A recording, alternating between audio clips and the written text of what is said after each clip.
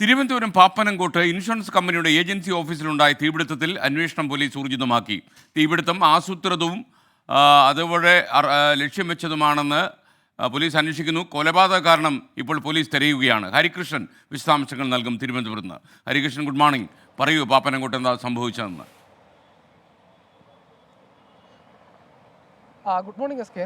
ഈ പോലീസിൻ്റെ ഈ സംഭവവുമായി ബന്ധപ്പെട്ടുള്ള അന്വേഷണം അത് ഏതാണ്ട് അവസാന ഘട്ടത്തിലേക്ക് എത്തുന്നു എന്നുള്ളതാണ് നമ്മൾ മനസ്സിലാക്കേണ്ടത്. കാരണം അതിലെ ദുരൂഹത ഇന്നലെ തന്നെ ഈ സംഭവവുമായി ബന്ധപ്പെട്ട് ഇന്നലെ ഉച്ചയ്ക്ക് 1:30 കൂടിയാണ് ഈ സംഭവം ഉണ്ടാകുന്നത്. ഞാനിപ്പോൾ നിൽക്കുന്നത് ആ കടയുടെ മുമ്പിലാണ്. ഈ പാപ്പനംകോട്ടെ ഇന്നലെ ഈ തീപിടുത്തമുണ്ടായ കടയുടെ മുമ്പിലാണ്. ആ കടയാണ് ആ കാണുന്നത്. അത് ഏതാണ്ട് പൂർണ്ണമായി കത്തി നശിച്ച ഒരു നിലയിലാണ് എന്നുള്ളതാണ്.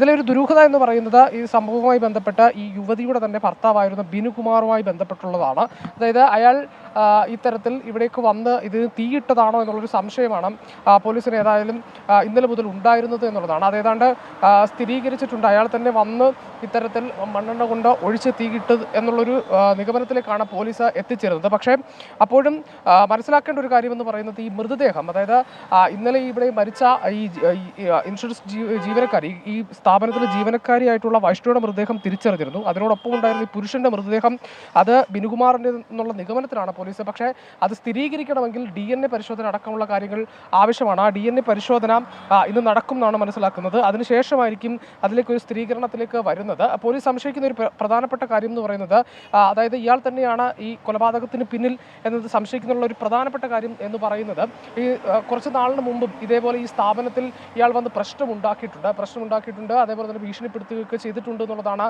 ഈ നാട്ടുകാരും മറ്റുള്ളവരും ഒക്കെ പറയുന്നത്. അതുകൊണ്ട് തന്നെ ആ തരത്തിലേക്കായിരുന്നു പോലീസിൻ്റെ ഒരു അന്വേഷണം എന്ന് പറയുന്നത്. അതുമാത്രവുമല്ല, ഈ 2 കുട്ടികളുമായി ഈ മരിച്ച ഈ വൈഷ്ണ എന്ന് പറയുന്ന പെൺകുട്ടി 4 മാസമായി ഇവിടെ ഈ സ്ഥാപനത്തിൻ്റെ അടുത്ത് തന്നെ താമസിച്ചു വരികയായിരുന്നു എന്നുള്ളത് തന്നെയാണ്. അത് മാത്രമല്ല, ഇന്നലെ ഇത്തരത്തിൽ ഈ ഫോറൻസിക് സംഘം ഈ മണ്ണെണ്ണ കുപ്പിയും അതേപോലെ മറ്റു കാര്യങ്ങളുമൊക്കെ കണ്ടെടുത്തിട്ടുണ്ട്. അതുകൂടിയാണ് ഇത്തരത്തിൽ ഇത് കൊലപാതകമാണ് എന്ന ഒരു തരത്തിലേക്ക് പോലീസ് സംശയിക്കുന്ന ഒരു കാര്യം. ഏതാണ്ട് ആ അന്വേഷണം അതിൻ്റെ അവസാന ഘട്ടത്തിലേക്ക് എത്തി എന്ന് വേണം പറയാൻ. ഇനി അറിയേണ്ട ഒരേ ഒരു കാര്യം എന്ന് പറയുന്നത്, ഈ കണ്ടെത്തിയ മൃതദേഹം അത് ഈ മരിച്ച പെൺകുട്ടിയുടെ വൈഷ്ണയുടെ മുൻ ഭർത്താവ് കൂടിയായ ബിനുകുമാറിൻ്റെതാണെന്നുള്ളതാണ്. അത് DNA പരിശോധനയിൽ വ്യക്തമാകുമെന്നാണ് പോലീസ് മനസ്സിലാക്കുന്നത്. Okay, thank you. നമുക്കൊപ്പം ചേർന്ന് ഹരികൃഷ്ണനാണ് തിരുവനന്തപുരത്ത് നിന്ന്.